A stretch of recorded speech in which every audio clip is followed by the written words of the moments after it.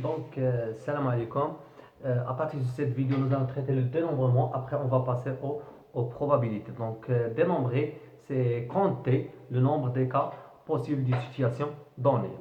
Par exemple, on jette une pièce de monnaie une seule fois. Donc, combien de cas possibles? Bien sûr, si on jette une pièce de monnaie, on a deux cas. On peut avoir, ou on peut obtenir pile ou bien face. Donc, on a deux cas. Donc, si on jette un dé, donc c'est quoi un dé? Un dé, c'est un cube numéroté de 1 à 6. Donc, bien sûr, on aura le nombre de cas possibles, c'est 6. On peut obtenir les chiffres de 1, 2, 3, 4, 5 ou bien 6. Donc, si on jette la pièce de monnaie deux fois successivement, c'est-à-dire on va la jeter la première fois et on va noter le résultat donné, puis on la jette pour la deuxième fois et on va noter le deuxième résultat trouvé. Donc, on peut avoir pour le premier jet pile et le deuxième jet pile, ou bien face, face, ou bien pile, face, ou bien le premier jet face et le deuxième pile. Bien sûr, on aura un ensemble. Donc voilà, oméga, c'est le nombre. Voilà, donc c'est les résultats trouvés. Donc cardinal, on écrit cardinal oméga égale à 4. Ça veut dire quoi le cardinal de oméga? C'est-à-dire le nombre des cas possibles sont égal à 4. Le nombre des éléments de oméga, c'est 4. Donc on va commencer. Je vais prendre un ensemble fini E, donc qui contient n éléments. X2, voilà. N éléments. Donc il y a n éléments. Donc on écrit cardinal de E égale à n. C'est-à-dire le nombre des éléments qui sont dans E égale à n. D'accord? Si on jette un dé, donc le nombre des résultats c'est 6. Donc on écrit cardinal de oméga égale à 6. C'est-à-dire le nombre des cas possibles égale à 6. Donc je vais prendre A, une partie, A et B, une partie, A et B des parties, deux parties, pardon, deux parties de E. C'est-à-dire, on a l'ensemble E, voilà, dans l'ensemble E, donc je vais considérer deux ensembles A, voilà l'ensemble A, et l'ensemble B. Donc c'est quoi l'intersection? L'intersection, ce sont les éléments qui sont dans A et dans B. C'est ça l'intersection A inter B. Donc X appartient à A inter B. Ça veut dire que X appartient à A et X appartient à B. Donc la réunion sont les éléments qui sont dans A ou bien dans B. Donc il y a la réunion. Donc A union B. Donc X appartient à A union B. Ça veut dire que X est dans A ou bien X est dans B. Donc le complémentaire de A, donc il a qu'un dit مثلا هو l'ensemble E, voilà, on dit A ou A. Donc je vois le complémentaire, ça veut dire quoi? X appartient au complémentaire A, on écrit A bar. Donc ce sont les éléments qui sont dans E, donc d'abord A bar, les éléments qui sont dans E et qui n'appartiennent pas à A. Donc c'est ça, A bar. Donc ça veut dire quoi? X appartient à A bar, ça veut dire que X appartient à E et X n'appartient pas à A. D'accord? Ce sont les éléments qui sont dans E, mais ne sont pas dans A. D'accord? Donc bien sûr, A inter A bar égale l'ensemble vide. C'est-à-dire qu'il n'y a pas d'éléments communs qui sont dans A et dans A bar. ما كانش élément اللي كاين في A كاين في A في A bar. Donc l'intersection ديالهم égale le vide. Et la réunion A union A bar égale l'ensemble E. Donc bien sûr, il est dans A هذا. La réunion ديالهم مع A bar غادي يعطينا l'ensemble E carré. Donc on dit que A et A bar forment une partition de E. Ça veut dire quoi une partition de E? C'est-à-dire l'intersection de deux ensembles égale l'ensemble vide et la réunion ديالهم كتعطينا l'ensemble E. Donc cardinal, je veux calculer cardinal A union P. D'accord? Donc, cardinal A union B. Donc, c'est cardinal de A. Le nombre, je vais calculer le nombre des éléments qui sont dans A, plus cardinal B, plus les éléments qui sont dans B. Donc, il y a des éléments que j'ai calculés deux fois. Les éléments A inter B, je les calcule avec A et avec B. Donc, c'est une seule fois. Donc, moins cardinal A inter B. Donc, si A et B sont disjoints, ça veut dire quoi disjoints?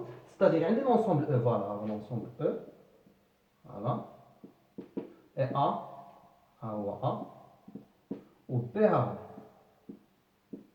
Donc, ça veut dire quoi? A et B disjoints, ça veut dire si A inter B égale l'ensemble vide, c'est-à-dire l'intersection, il n'y a pas d'élément commun entre A et B. Donc, cardinal, alors, et je veux calculer cardinal A union B.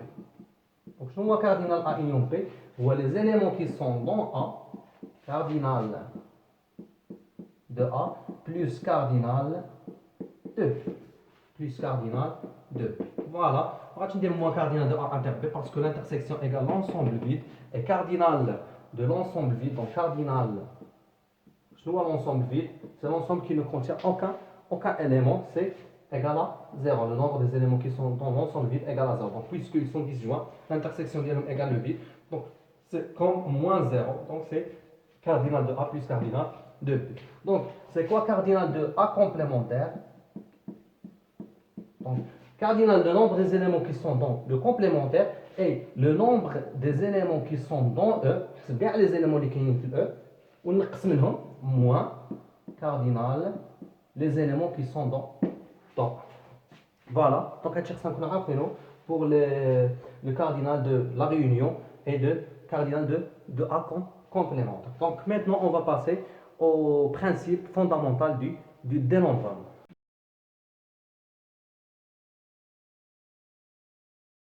Donc passons au principe fondamental du dénombrement. Donc avant, on va commencer par un exemple et après on va énoncer le principe. D'accord? Donc l'exemple, un cadenas possède un code de 3 chiffres. Donc un cadenas qui possède un code de 3 chiffres. Donc les chiffres peuvent être de 0 à 9. D'accord? Donc combien y a-t-il de codes possibles? C'est-à-dire combien de codes on peut former, sachant qu'on peut répéter les chiffres, c'est-à-dire on peut répéter les chiffres, c'est-à-dire le code peut être 1, 1, 1, c'est-à-dire 111, ou bien 1, 2, 2, c'est-à-dire les chiffres peuvent se répéter. Donc combien de codes possibles on peut former? D'accord, donc pour choisir le choix du premier chiffre peut s'effectuer combien de manières différentes? C'est-à-dire, je peux écrire ici 0, ou bien 1, ou bien 2, ou bien 3, jusqu'à 9. Donc, le choix du premier chiffre peut s'effectuer de 10 manières différentes. Donc, le choix du premier chiffre peut s'effectuer de 10 manières différentes. Voilà. Donc c'est bon, j'ai choisi le chiffre, le premier chiffre. Donc voilà, j'ai choisi le premier chiffre. Par exemple, j'ai choisi le nombre 3. Voilà. Donc maintenant passons au deuxième chiffre. Donc le choix du deuxième chiffre peut s'effectuer combien de manières différentes? Bien sûr, il existe 3. Avec répétition, c'est-à-dire je peux répéter les chiffres, c'est-à-dire je peux écrire aussi 3. Donc le choix du deuxième chiffre, 10 manières. Je peux écrire 1, 2, 3 jusqu'à 9. Bien sûr, 0, n'oublions pas le 0. Je vais choisir le deuxième chiffre. Par exemple, j'ai choisi 5.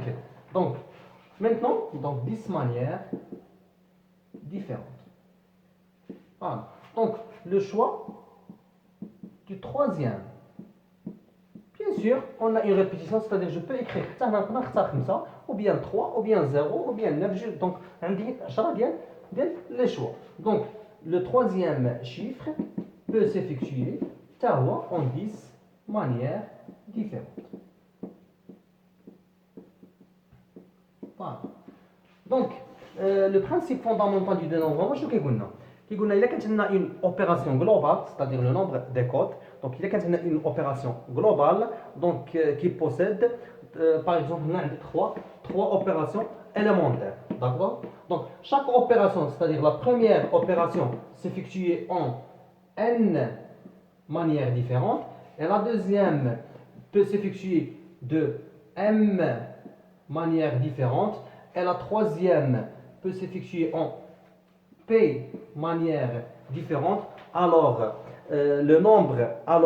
l'opération globale peut se faire, de n fois m fois p manières différentes. C'est-à-dire le nombre de codes possibles, donc, et avec répétition, c'est-à-dire je peux répéter avec répétition, et 10 fois 10 fois 10 égale à 10 puissance 3. Il y a 1000. Donc on a 1000 codes possibles, peut-on former avec des chiffres de 0 à 9, donc avec répétition.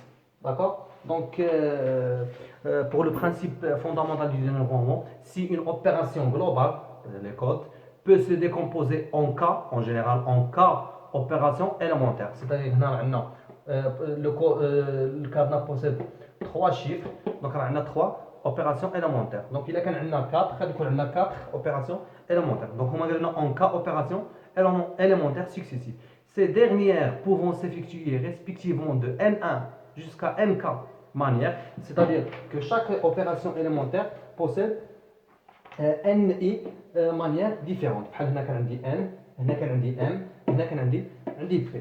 D'accord?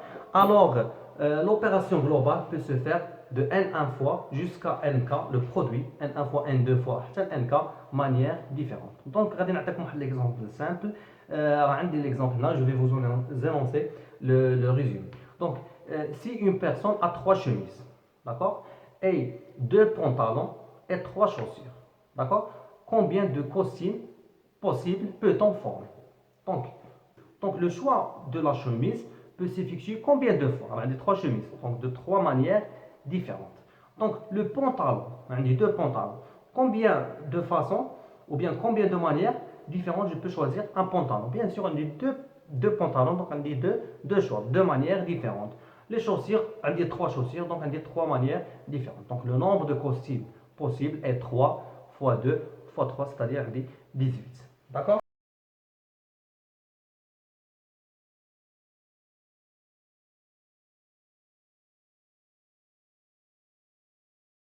Donc pour la première partie, on a défini le principe fondamental du dénombrement. Donc maintenant, on va voir qu'est-ce qu'un arrangement. Donc le même exemple, un cadenas possède un code de 3 chiffres.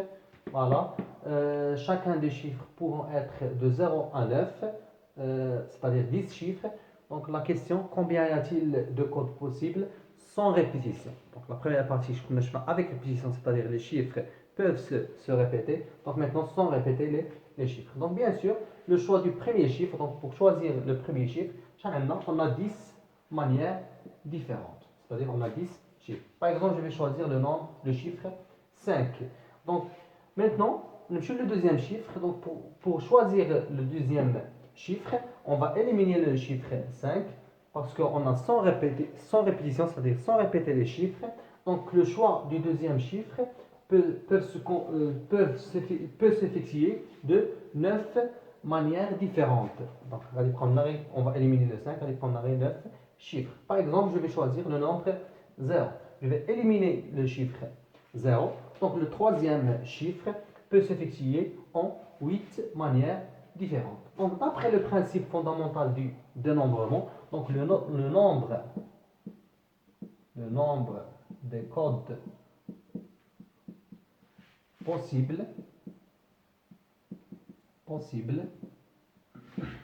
sans répétition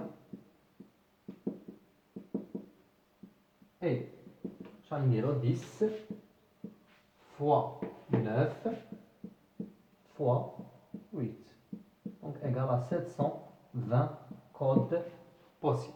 Voilà. La première partie, on a 1000. D'abord, on a 720 parce que on a 100 répétitions. Alors, donc on a éliminé les codes qui se répètent. C'est-à-dire les codes, les chiffres se répètent. Donc, d'abord, on va définir qu'est-ce qu'un arrangement. Donc, je suis en train d'arranger des chiffres. Donc, je suis en train d'arranger trois chiffres. Donc, on a un arrangement, type arrangement de trois chiffres. Donc, on a arrangé trois chiffres, de trois chiffres. Donc, je suis en train d'arranger trois chiffres. Parmi combien de chiffres? Les chiffres total, au moins 10. 10. Donc, parmi 10 chiffres. 100 répétitions. D'accord? Donc, on a un arrangement de P éléments parmi N éléments sans répétition. Donc, on écrit donc, le nombre de codes possibles ou arrangement, donc un arrangement, d'accord, de combien de chiffres? De 3 chiffres, donc 3, 3 parmi 10 chiffres. Donc, كيفاش غادي نبقاو نكالكوليو هذا النومبر؟ غادي نمشيو للنومبر الكبير اللي هو 10 fois encore plein fois 9 fois 9 fois 8. D'accord? Donc, je vais 3. Donc, lorsque j'écris 3 numéros, donc on s'arrête. Donc, on dit 3, on écrit 3 nombres, on s'arrête. Donc, c'est 700. Donc, soit P un entier inférieur ou égal à n. D'accord? Donc, le nombre des arrangements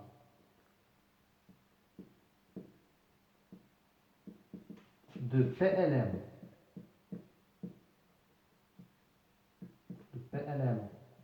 parmi n éléments et donc A, un arrangement de P éléments parmi n. D'accord? Donc, ce qui est égal, n fois, on a n moins 1 fois, et ainsi de suite, n moins p plus 1. Donc, هنا كنكتبوا p nombre كنحبسوا. Donc, normalement هاد 3 كيتكتب على شكل 10. Donc, هنايا هاد لو نومبر 8 التالي كيتكتب على شكل 10 n moins p plus 1. 10 moins 3 هو 7 plus 1 égale à 8. هاي n moins p plus 1. D'accord? Donc, je vous des exemples. Voilà. Par exemple, A, 2 parmi 5. C'est-à-dire 2 had 5, on calme. Fois 4, je ne dis 2. Donc, mine qui 2 nombres, donc 5 fois 4 égale à 20. Par exemple, A4 parmi 7. C'est-à-dire 7 fois 6 fois 1 des 4. Mais il y a 5 nombres, fois 5 fois 4. Et on calcule le produit. Donc A, 1 parmi 5. Donc on dit 5, on dit 5. Je vais dire 1. Donc un seul nombre, on laisse.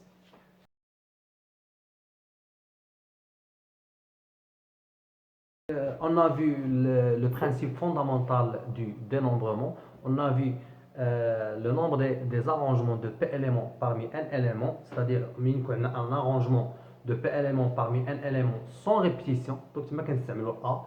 Donc, d'abord, on a une permutation. Donc, bien sûr, le même exemple, on a un cadenas possède un code de 3 chiffres. Donc, chacun des chiffres pouvant être 1 ou la 5 ou la 9.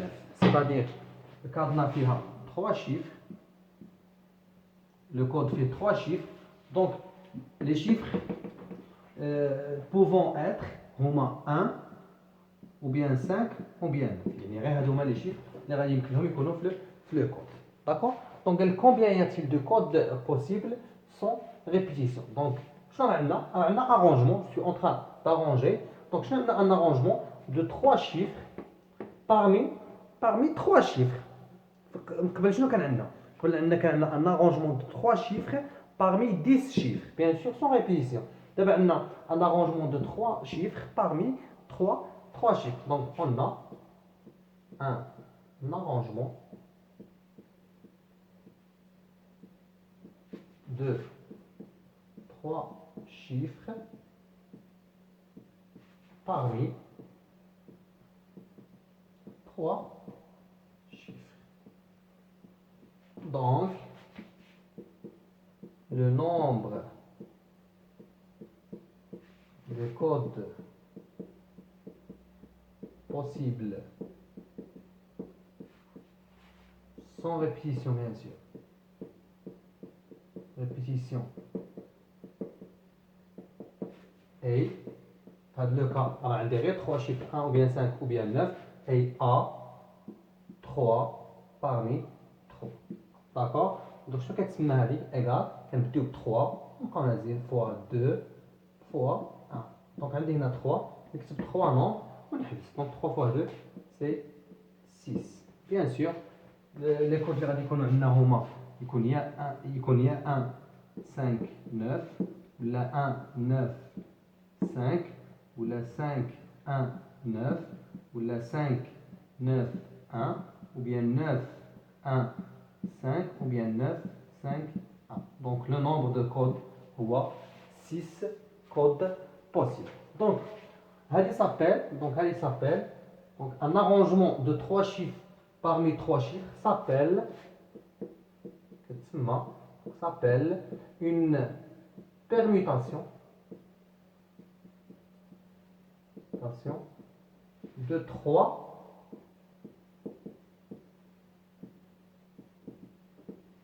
éléments. Donc, je n'ai une permutation de 3 éléments, c'est un arrangement de 3 parmi 3. Donc, et on écrit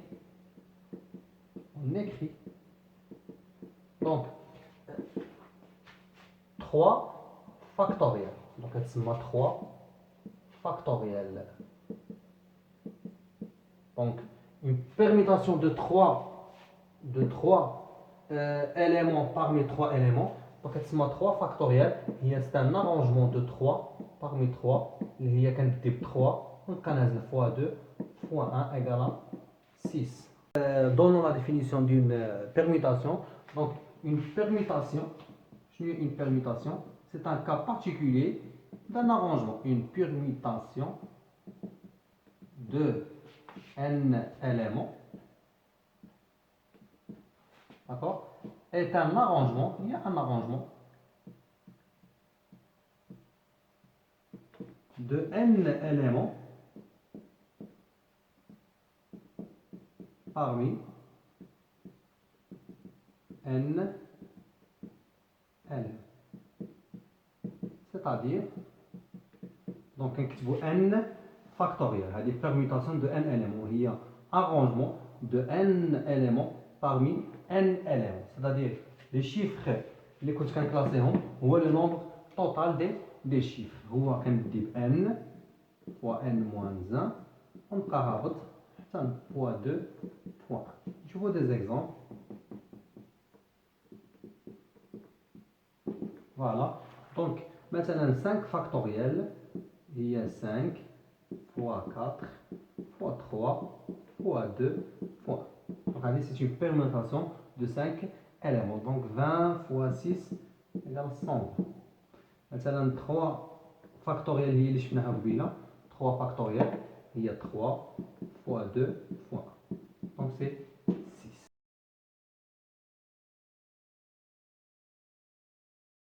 Donc, passons à un exercice d'application. Une classe de 30 élèves. Donc, on a 12 filles et 18 garçons. Total, c'est 30. Donc, doit élire un comité composé d'un président, un vice-président et un secrétaire. C'est-à-dire, je vais choisir un groupe de 3 élèves. L'un de ces élèves soit soit un président, l'autre soit un vice-président et l'autre le secrétaire. Donc bien sûr, l'ordre est important, c'est-à-dire je peux choisir trois élèves, l'élève 1, élève 2 et élève 3. Donc l'élève 1 soit le président, l'élève 2 soit le vice-président et l'élève 3 soit le secrétaire. Ou bien l'élève 3 qui va être le président et l'élève 2 doit être le vice-président et l'élève 1 soit le secrétaire. C'est-à-dire l'ordre est important, le classement des élèves est important. Donc on a l'ordre est important.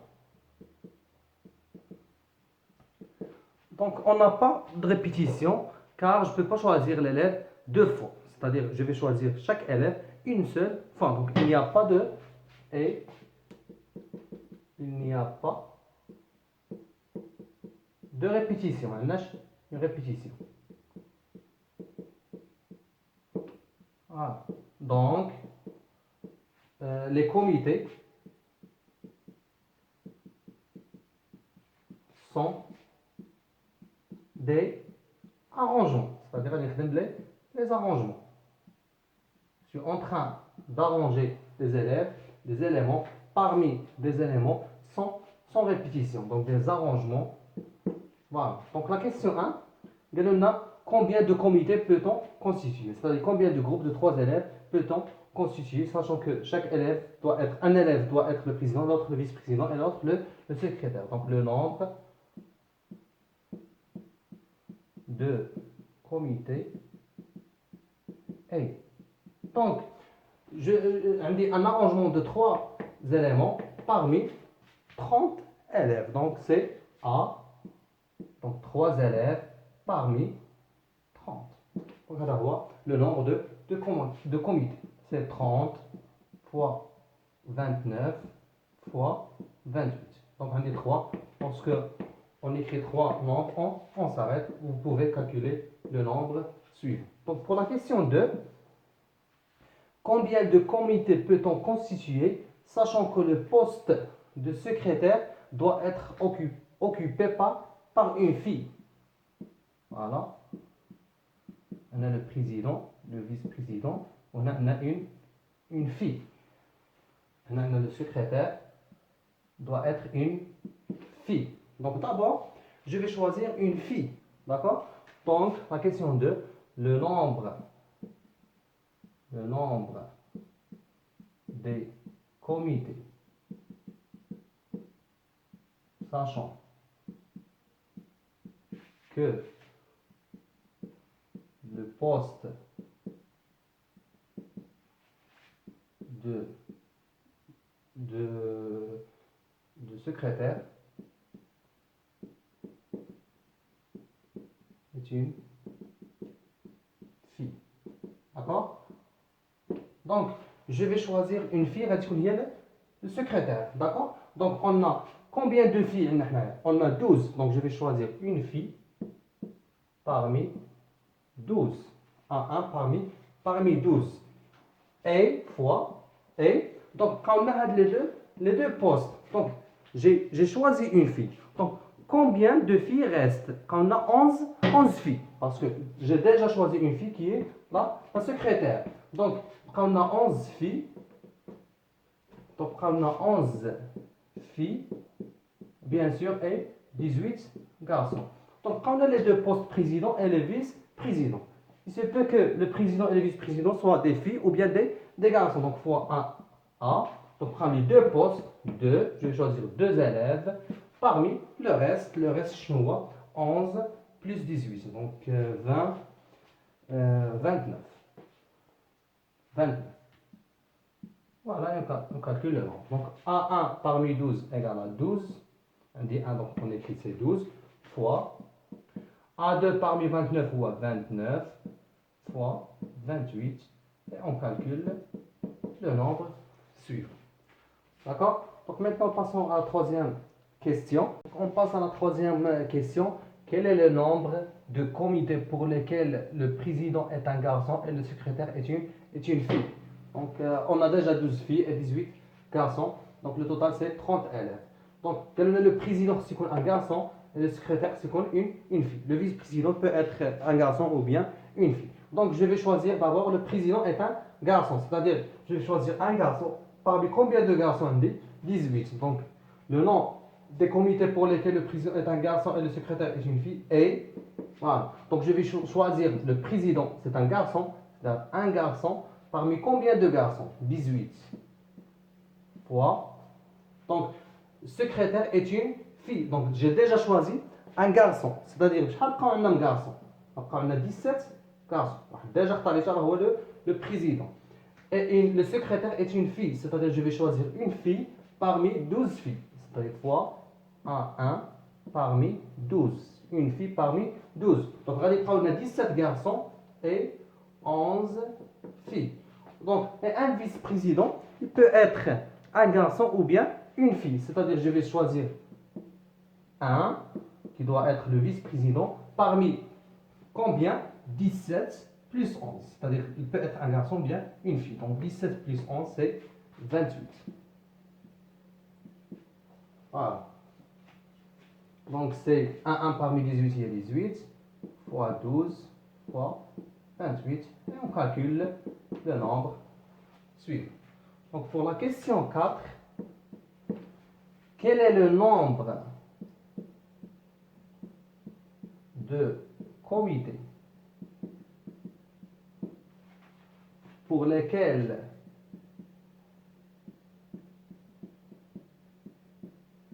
le président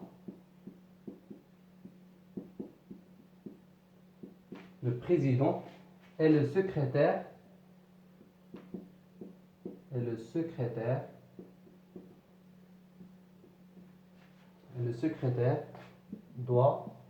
sont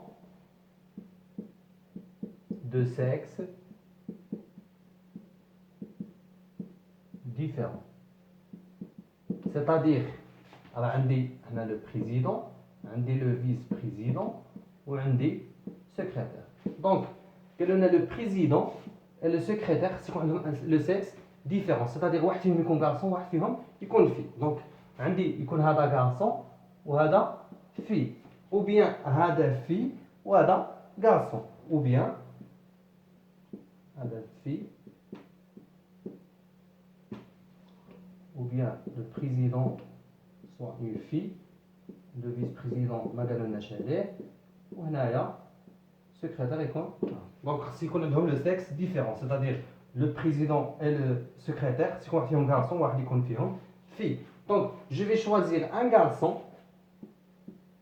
Donc parmi combien de garçons on a 18 à 1 parmi 18. Et une fille qui doit être le secrétaire parmi combien de filles fois 1 parmi 12 fois. Et le vice-président, donc je vois le vice-président. Le vice-président il doit être une fille ou bien un garçon. Donc on a 18. J'ai déjà choisi un garçon et j'ai déjà choisi une fille. Donc il y a 17 garçons. Il y a 17 garçons. Il y a 11 filles. Donc le total c'est 28 qui doit être le vice-président, c'est-à-dire 1 parmi 28. Fois, donc on a 2, parce qu'on dit juste dire les cas, on a 2 cas, donc on a fois 2. Donc égal 18 fois 12 fois 28 fois 2. Et on calcule le nombre, on voit le nombre des comités possibles pour lesquels le président et le secrétaire sont de sexe différents.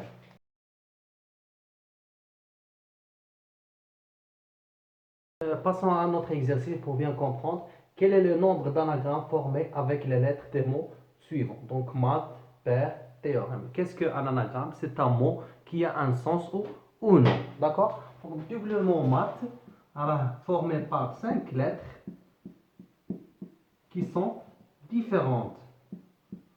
Donc, on a un exemple d'un anagramme. Par exemple, S, H, M, A, T. Voilà, c'est un anagramme. Donc, combien d'anagrammes possibles ou bien formés avec les lettres du mot maths? Donc, je vais un arrangement de 5 sans répétition, c'est-à-dire un arrangement sans répétition de 5 éléments parmi 5 éléments, c'est-à-dire on dit une permutation de 5 éléments. Donc un anagramme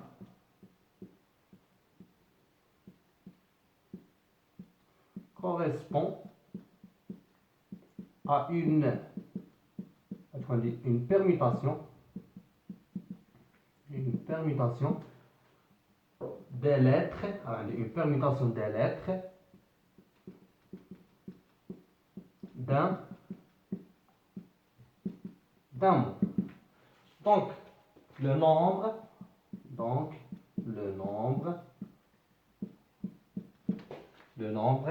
des anagrammes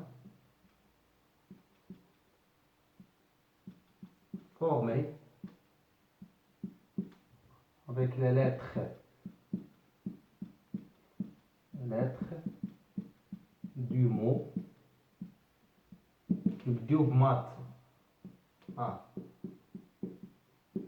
Donc les lettres sont différentes des A2. Donc on a une permutation, on dit 5 lettres, c'est-à-dire on dit qu'on a une permutation de 5 éléments. Donc on dit qu'on a 5 factoriel.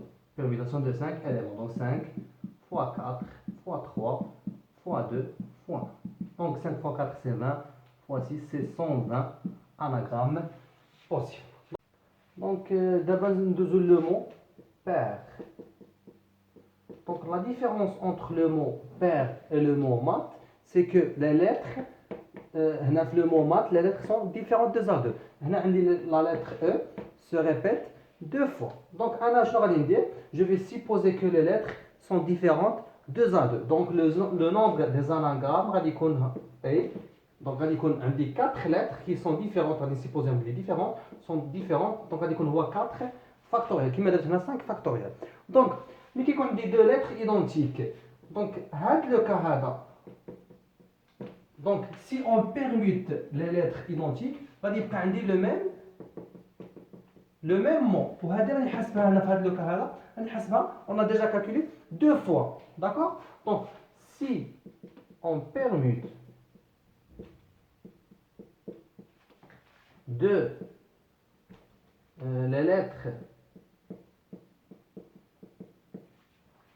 identiques, voilà, par le cas on trouve le même mot. Donc, on doit diviser le nombre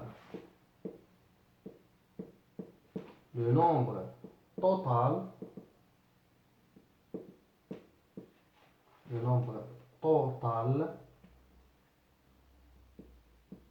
des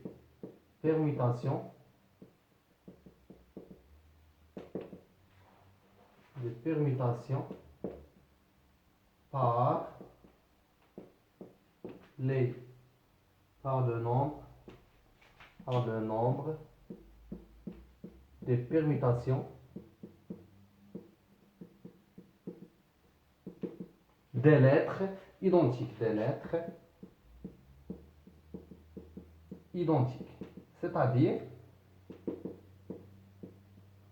donc on a le nombre total est 4 factoriel. Donc on va diviser 4 factoriels par, donc lettre identique à E, il se répète 2, donc on va diviser à 2 factoriel. Donc 4 factoriel il y a 4, fois 3 fois 2 fois 1, 2 factoriel il y a 2 fois 1, donc on simplifie au 2, on a 12 anagrammes.